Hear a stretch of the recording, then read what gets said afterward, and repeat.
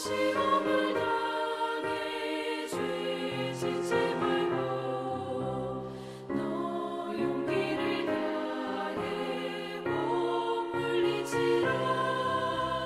너 시험을 이겨 새 힘을 얻고 주 예수를 믿어 늘 승리하라. 우리 구주의 힘과 그의 위로를 빌라. 주님 내 편에 서서 항상 도우시리. 내 친구를 삼가 잘 선택하고 너의 삼가 늘 조심하라. 너 열심을 다해 늘 충성하고 온 정성을 다해 주 봉사하라. 우리 구주의 힘과 그의 위로를 빌라. 주님 내 편에 서서 항상 도우시리.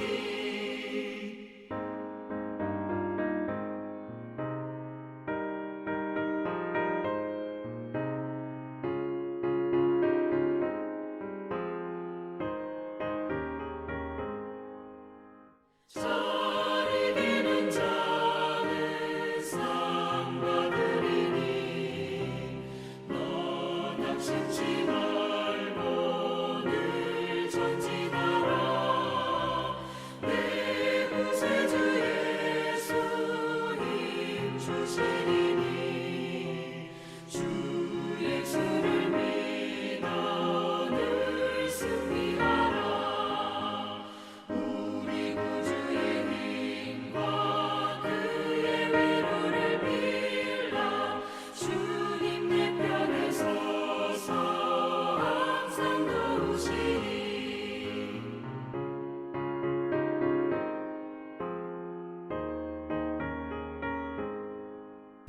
사랑하는 체험과 비움의 교회 성도 여러분, 2025년 11월 4일 화요일입니다. 오늘 우리 공동체가 함께 읽고 묵상할 하나님의 말씀은 어제에 이어서 구약성경 에스라 4장 전반부 말씀입니다. 오늘은 4장 1절부터 10절까지 함께 읽는 시간 갖도록 하겠습니다. 계신 곳에서 먼저는 저와 함께 말씀을 잘 읽어주시고 그리고 깊이 묵상하고 또 말씀을 가지고 기도하는 귀한 시간 가져주시기를 오늘도 부탁드리겠습니다. 그러면 4장 1절부터 함께 읽도록 하겠습니다.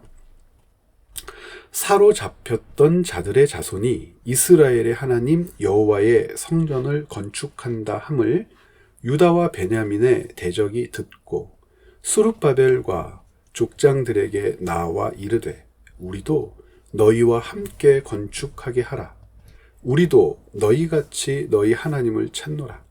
아수르 왕 에살핫돈이 우리를 이리로 오게 한 날부터 우리가 하나님께 제사를 드리노라 하니 스룹바벨과 예수아와 기타 이스라엘 족장들이 이르되 우리 하나님의 성전을 건축하는데 너희는 우리와 상관이 없느니라. 바사왕 고레스가 우리에게 명령하신 대로 우리가 이스라엘의 하나님 여호와를 위하여 홀로 건축하리라 하였더니 이로부터 그 땅 백성이 유다 백성의 손을 약하게 하여 그 건축을 방해하되 바사왕 고레스의 시대부터 바사왕 다리오가 즉위할 때까지 관리들에게 뇌물을 주어 그 계획을 막았으며 또 아하수에로가 즉위할 때에 그들이 글을 올려 유다와 예루살렘 주민을 고발하니라. 아닥사스다 때에 비슬람과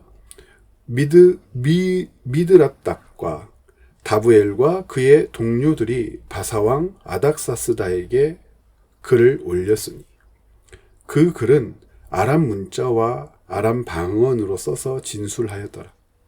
방백 르훔과 서기관 심세가 아닥사스다 왕에게 올려 예루살렘 백성을 고발한 그 글에 방백 르훔과 서기관 심세와 그의 동료 디나 사람과 아바삿 사람과 다블레 사람과 아바세 사람과 아렉 사람과 바벨론 사람과 수산 사람과 대해 사람과 엘람 사람과 그 밖에 백성 곧 존귀한 오스나발이 사마리아 성과 유브라데 강 건너편 다른 땅에 옮겨둔 자들과 함께 고발한다 하였더라.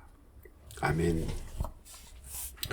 사장은 성전 건축이 얼마나 힘들게 이루어졌는지, 진행되었는지를 소상히 설명하는 장입니다.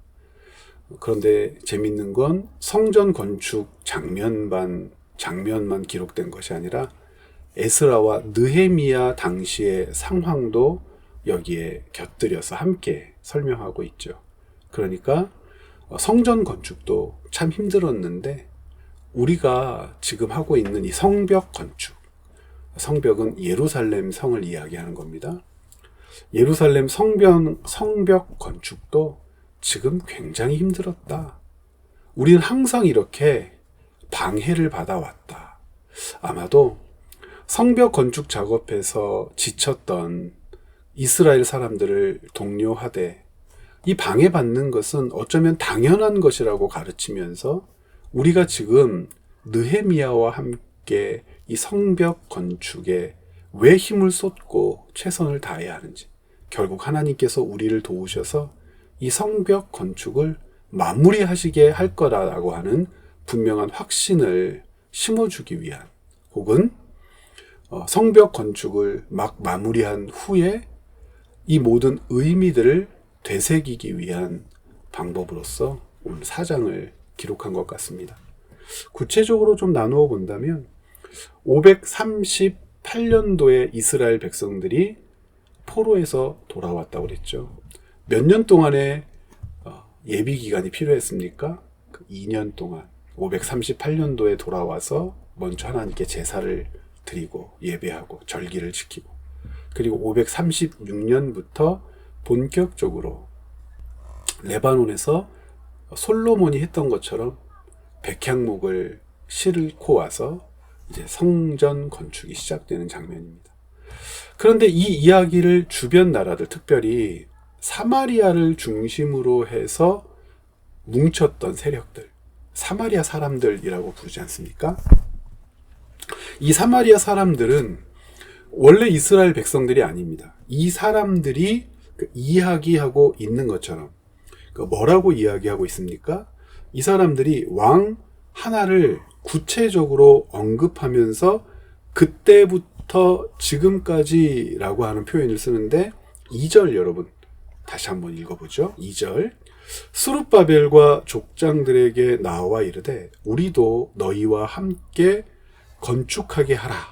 우리도 너희같이 너희 하나님을 찾노라. 아수르 왕 에살핫돈이 우리를 이리로 오게 한 날부터 우리가 하나님께 제사를 드리노라.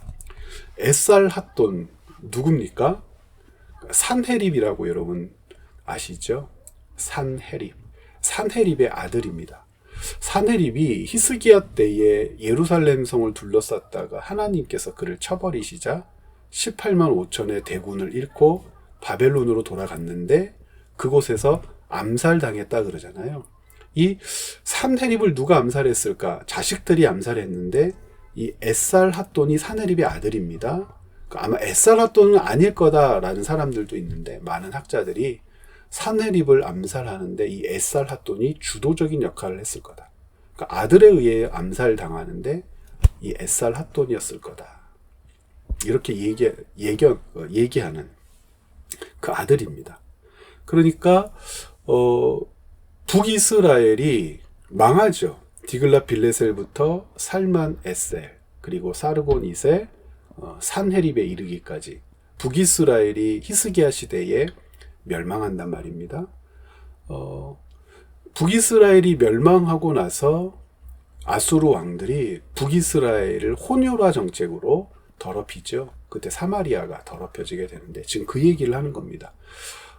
이 에살핫돈은 아수르 왕들 중에서도 아수르의 부흥기를 이끌었다고 평가받는 왕입니다. 왜 그러냐면 북이스라엘을 멸망하고 나서 남유다를 속국처럼 이렇게 마음대로 이렇게 휘둘렀었습니다. 그래서 이제 남유다를 거쳐서 애굽까지 정벌하게 되고 이집트까지 굴복시킨 왕으로 이 에살핫돈이 유명한 사람인데, 그 이방 나라들을 굴복시키면서 포로들을 잡아다가 사마리아 북이스라엘에 이렇게 뿌려 살게 합니다. 이때가 아마 에살핫돈 때, 그 일들은 그 이전 왕들로부터 시작되었지만 이 에살핫돈 때에 아주 극렬하게 일어났던 것으로 보이고, 우리는 그때 옮겨왔던 사람들이다라고 하는 거예요. 그렇죠? 그러니까 사마리아에 살고 있었던 사람들은 이와 같은 그 이민족들이었었고, 혹은 혼혈 아들이었을 거다라고 하는 것이 지배적인 의견이죠. 그런데 이렇게 해서 이 사람들로부터 536년도에 시작된 성전 건축이 방해됩니다. 제가 어제 그랬잖아요. 흐지부지하게 성전 건축이 계속 이것도 아니고 저것도 아닌 상태에서 몇 년을 보내게 됩니까? 530년까지 만 5년 동안 성전의 기초를 놓는 일들도 제대로 감당을 하지 못하고 5년 정도 지나서 성전 건축이 쿡 멈추게 됩니다. 그렇게 해서 다시 몇 년을 보냈어요? 520년까지 10년. 그러니까 536년부터 520년까지 성전이 제대로 건축되지 않은 거예요. 성전 건축 중단 시기. 그리고 520년에 재개되어서 515년에 완료되는 겁니다. 성전 건축이 전체 기간으로 따진다면 꽤 오래 걸리는 거죠. 그러니까 약 20년이 걸리지만 실제 성전이 건축된 기간은 5년밖에 지나지 않습니다.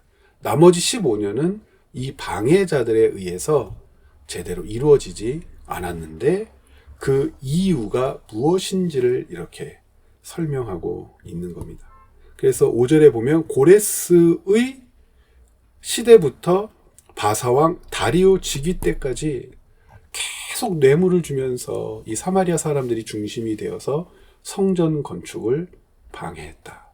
그런데 다리오 때에 완성되었다. 515년. 그리고 6절에는 이 성전 건축이 된 후에 바벨론에 있었던 이방 사람, 이스라엘 사람들, 이 당시에는 바벨론 시대가 아니라 아수르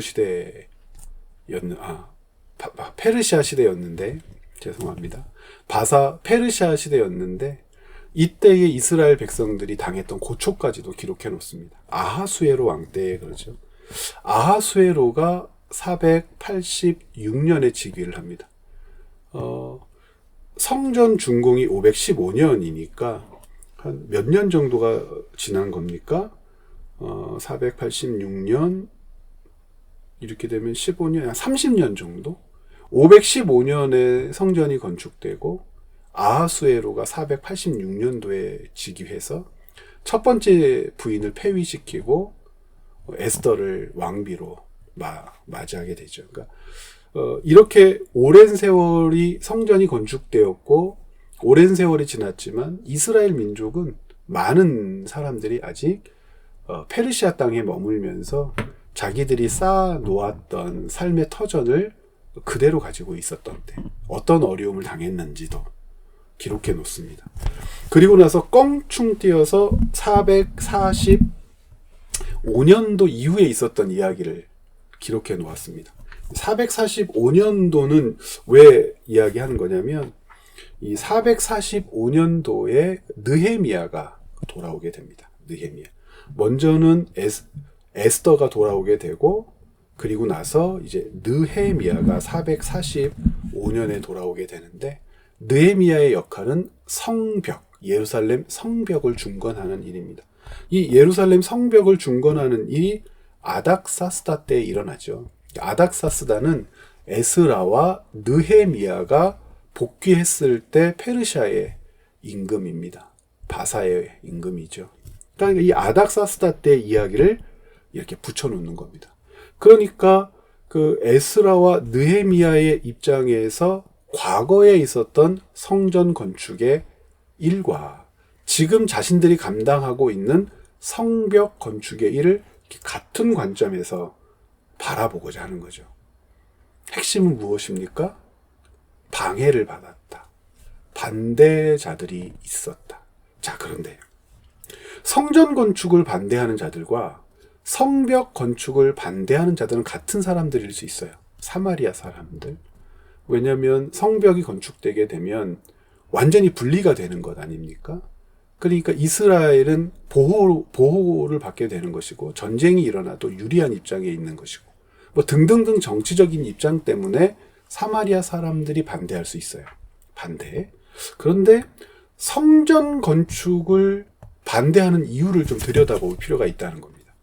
성전 건축이 왜 반대자에 의하여 반대를 받았을까? 처음에는 반대하지 않았어요.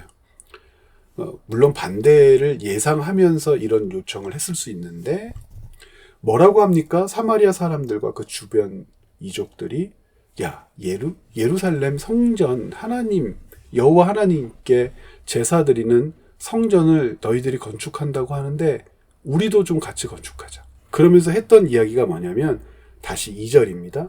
스룹바벨과 족장들에게 이 사람들, 이족들이 나와서 뭐라고 얘기해요? 우리도 너희와 함께 건축하게 하라. 우리도 너희같이 너희 하나님을 찾노라. 언제부터요? 에살핫돈이 이 땅으로 우리를 오게 한 날부터 우리도 하나님께 제사를 드렸다. 이게 무슨 말이죠?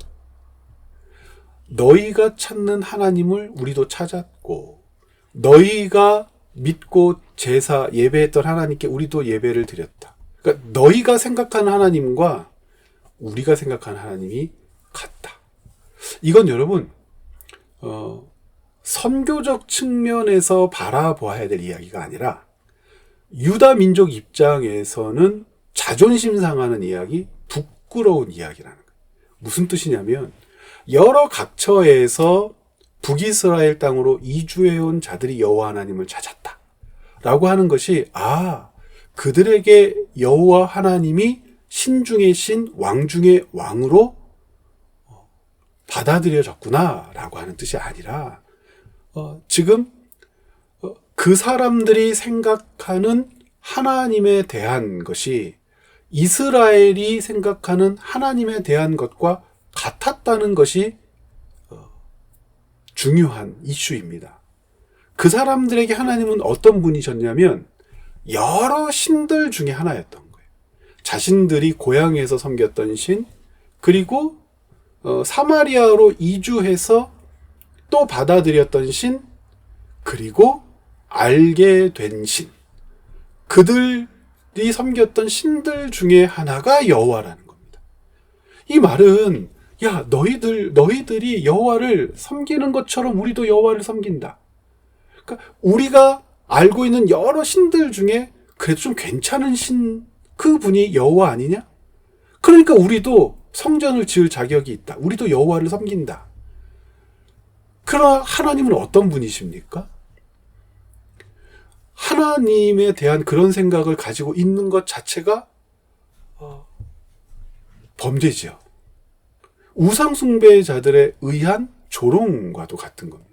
그들이 하나님을 사랑한다, 좋아한다, 하나님을 섬기겠다라고 하는 말이 참말이었을 거예요. 그런데 중요한 건 신들 중에 하나로 섬겼던 그들에게 하나님이 아니신 거란 말입니다. 하나님이 자신을 계시해 주시고 내가 누구냐라고 그들에게 물으셨을 때 유다는 이스라엘은 뭐라고 답변해야 합니까? 유일하신 하나님이라고 답변해야 합니다. 그 북이스라엘 백성들의 멸망의 이유가 무엇이었습니까? 엘로힘, 하나님이라고 부르는 여러 신들이 있었어요. 바알도 엘로힘이라고 불렀고 아세라도 엘로힘이라고 불렀단 말이에요. 그러니까 지금 사마리아 땅에 옮겨와 살고 있는 이 사람들에게 여호와는 엘로힘 중에 하나인 거예요. 그런데 유다는 하나님을 뭐라고 불러야 되죠? 하나님만이 엘로힘입니다. 여호와만이 하나님이십니다. 라고 고백해야 될 하나님이란 말이에요. 스룹바벨과 제사장들과 처음 성전을 건축하려고 하는 자들이 소스라치게 놀라죠. 부끄러워해야 되는 거예요. 아, 저들에게 우리는 이런 하나님을 섬긴다고 비춰줬구나. 저들이 저렇게 하나님을 만만히 여기며 우리도 하나님을 섬긴다라고 고백하는 이유는 하나님을 사랑하고 하나님만이 유일한 우리의 신이라는 고백이 아니라 여러 신들 중에 하나님도 우리가 섬기고 싶다라고 고백하게 하는 것으로 보아 우리 조상들이 지금까지 여호와 하나님을 어떻게 섬겨왔던가 라고 하는 탄식이 터져 나와야 하는 장면이라는 겁니다. 그러므로 사마리아 사람들은 성전 건축에 절대 참여하면 안 되죠. 왜냐하면 여호와는 그들에게 여러 엘로힘 중에 하나이지 유일하신 엘로힘 하나님이 아니시기 때문이라는 겁니다. 지금 그 사실을 밝히고 있는 거예요, 에스라. 성전을 건축하고 성벽을 건축하며 방해받는 것은 당연하다. 왜냐하면 여호와만을 엘로힘이라고 고백해야 될 우리의 신앙이 있다면 그것을 인정하지 않는 자들에게 거절되고 방해받는 것을 우리는 두려워하지 않아야 한다. 성벽을 건축하고 있는데 우리의 전쟁은 하나님께 속한 전쟁 아니냐. 우리가 하나님의 소유라면 하나님께서 우리를 지켜주실 것 아니냐 라고 하는 분명한 동료와 다짐, 이것이 지금 에스라 4장에 가르쳐지고 있는 말씀입니다. 고발해도 방해해도 우리가 하나님의 것이고 여호와만이 엘로힘이시라면 하나님의 통치와 섭리 가운데 성전 건축이 완성되었던 것처럼 성벽도 완성될 거다라고 하는 분명한 신앙 고백이 이 에스라 4장 가운데 담겨져 있는데 반대급부의 이야기도 있죠. 우리 조상들이 과연 섬겼던 여호와는 어떤 분이신가? 라고 하는 슬픔의 고백. 그러니 저 사마리아 사람들이 우리도 섬기겠다고 달려들어온 것 아니겠느냐는 거죠. 여호와만이 하나님이라고 고백하는 우리 공동체, 우리 민족, 우리 사회가 되지 않는다면 우리는 하나님 앞에 낯을 들고 하나님을 섬긴다라고 할 수 없을 것이다 라고 하는 이 반대급부의 가르침도 역시 에스라 4장에 담겨져 있습니다. 사랑하는 여러분, 이 말씀을 읽으면서 공동체가 세상에 방해를 받을 수도 있고 개인이 그리스도인으로 살면서 믿지 않는 자들의 방해로 던져주는 어려움으로 곤란을 겪을 수도 있습니다. 여러분, 소스라치게 놀랄 때 없습니까? 내가 믿는 하나님에 대하여 저들이 어떻게 평가하고 있는가? 야, 좋은 게 좋은 거지. 나도 그 좋은 게 좋은 건 좋은 게 좋은 거라고 네가 믿는 하나님 나도 한번 믿어보자. 이렇게 되면 어떻게 되겠습니까? 우리를 소스라치게 놀라게 하는 것들 있을 겁니다. 우리가 하나님을 잘못 믿은 거죠. 오늘 말씀을 읽으면서 성전을 건축할 때 방해받은 이스라엘 백성들이 자각하며 깨달으며 물리쳤던 사마리아 사람들의 방해, 우리에게도 분명히 자각 가운데 일어나야 할 운동인 줄 믿습니다. 그들이 생각하는 하나님과 성경에서 배운 우리 하나님이 같은 분이실 리 없습니다. 같은 분이실 리 없다는 것은 우리의 삶으로 행동으로 고백되어지고 증거되어져야 합니다. 삶과 행동이 그들의 것과 같다면 그들이 생각하는 하나님과 우리가 믿는 하나님이 같은 분이 되어버리는 겁니다. 하나님의 법, 질서, 명령, 이것으로 구별되어 나타나는 삶만이 하나님이 어떤 분이신지, 우리가 섬기는 하나님이 누구신지를 분명하게 증거할 수 있는 힘이 될 줄 믿습니다. 내일 또 계속해서 에스라 4장 말씀, 중반부 말씀을 함께 읽고 묵상하는 시간 갖도록 하겠습니다. 여러분, 오늘도 말씀 가운데서 우리 주님과 동행하며 주님의 뜻을 구하고 찾는 복된 삶 살아내시기를 부탁드립니다. 고맙습니다.